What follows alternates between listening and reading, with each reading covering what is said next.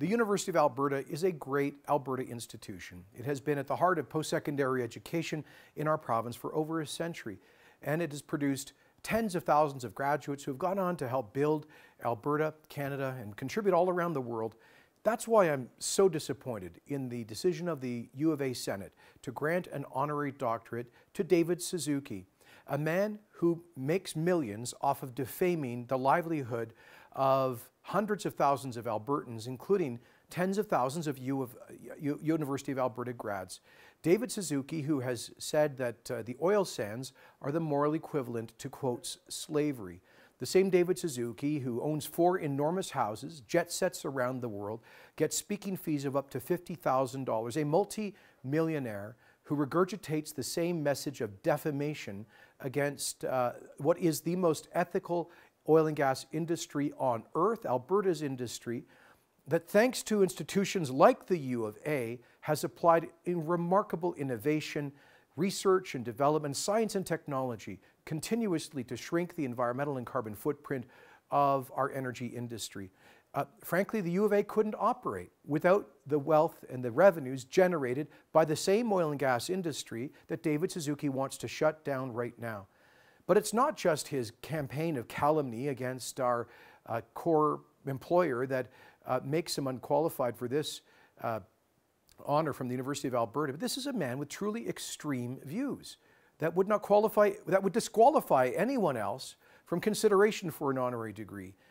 David Suzuki has, for example, called immigration disgusting and called for an end of immigration to Canada, because he says it's immoral to bring people from low carbon developing countries to a high carbon country like Canada. This is a man who has made statements which are, like human beings are an invasive species, which reflect a kind of misanthropic attitude. This is not somebody deserving of an honor from a great Alberta institution like the University of Alberta. I must say, I also find it unfortunate that the U of A's Senate also seems to lack a commitment to diversity.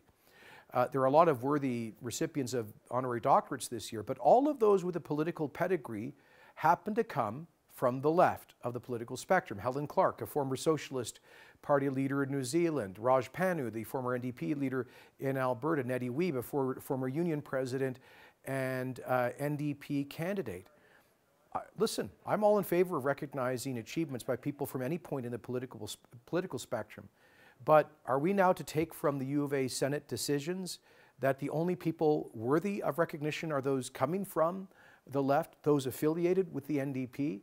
This suggests a troubling level of politicization at one of our major institutions that has no place there.